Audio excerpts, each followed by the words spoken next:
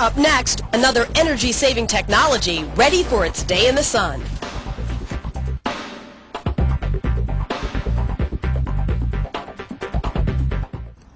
Creating renewable solar energy is a top priority for most environmentalists, but making it affordable is a challenge. Well, that's about to change. A company called Energy Innovations has found a way to harness the power of 500 suns at a price competitive with the grid.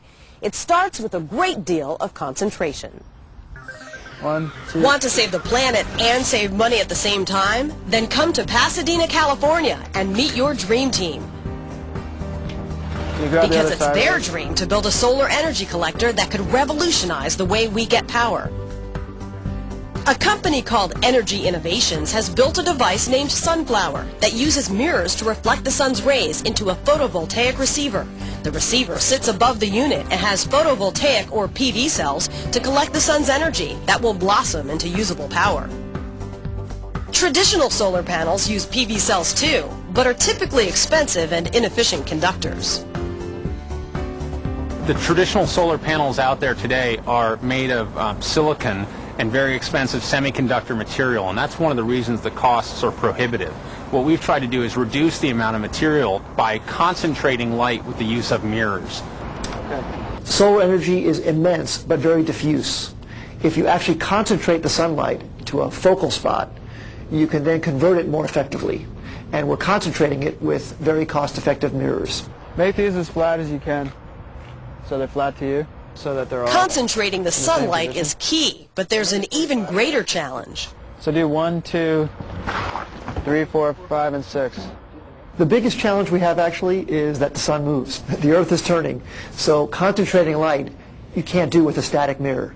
You have to make a whole bunch of mirrors that can accurately follow the path of the sun all day long, reliably and repeatedly. And we came up with a number of mechanisms that allow us to do that we believe are going to be the breakthrough. It was up to Greg Luconi and his design team to make that breakthrough, beginning with the azimuth, or horizontal, tracking of the sun. So this is the way we do our azimuth tracking, is on this large turntable right here. This whole heliostat is supported, the whole weight of it is supported on this large Lazy Susan. And then we have great gear reduction, and the large diameter of this goes down to this small gear down here, and we can use a small stepper motor.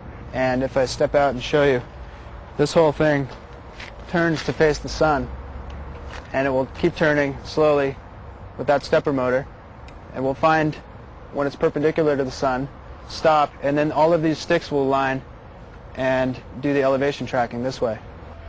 The table of mirrors, or heliostat, has 16 sticks that move independently. Each holds 53 mirrors. Each one of these sticks has several different angles cut into it to hold each one of these mirrors at a very slightly different angle from one another. What that does is allows the sun to come down and reflect off of each mirror and aim directly at the cell. So by tilting our elevation this way, we can steer it towards the cell, and all of these mirrors combined focus into that small size up there of the cell. Sunflower is in its prototype stage, and Greg Luconi and his team are anxious to begin testing. Is there any sun? But the sun isn't cooperating. This is not your typical Southern California morning, and they're hoping the sun will burn through. Sunflower can't generate power without sunlight, but it's not designed to. The goal is to maximize the sun's energy on clear days and generate electricity that's cheaper than power produced by fossil fuels. So that when you put solar on your roof, you would be able to look at your bill and you'd be able to see a solar product that offers electricity at the same price or even better than what you used to get from the electric utility. Energy Innovations has spent the last few years developing the Sunflower and has decided to target the business community as its initial customers. So if the sun moves 5 degrees in that time, businesses use so much more electricity. We feel we can make more impact, both with the large flat roofs and because of the size of the customer. So we're going after that target market first. But we plan to make solar electricity cost effective for everyone. By early afternoon, the skies open up and the team jumps at the chance to soak up some rays. The bluer the sky, the more power Sunflower will collect, and the better its performance. Okay, so azimuth track. Back it up just a bit. Before the mirror sticks can begin concentrating the solar rays onto the PV cell, the entire heliostat must turn perpendicular to the sun. Right on the money. It's perfect. Okay, now let's track the elevation. We'll try stick number 1. Start tracking. and we're going to see how it passes the cell. As it passes the cell, there'll be a power spike, and that's how the cell can communicate with the computer to say, hey, I see a lot of light right now. And that's how it knows how to track. It passes that spike and then backs up until it finds the optimum spot. And then all the sticks do that. Looks pretty good. As each stick locks its beam onto the cell, the team watches the power level climb on a tracking computer. Great. We're at about 16 watts, and now as the second one starts to hit the focus, it's going to climb. So it's 16, 17. So ideally we want to see 32 then, right now. Yeah, 18, 23, 25. At full strength, Sunflower will concentrate the equivalent of 500 suns upon the cell and generate 1 kilowatt of power.